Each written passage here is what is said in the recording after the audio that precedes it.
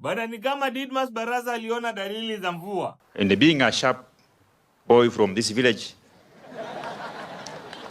I knew I was not wanted. Eh? I also sent my team to do some intelligence gathering from the crowd. Akajua lazima kutanyesha. A few goons were being mobilized to flush me out of the meeting.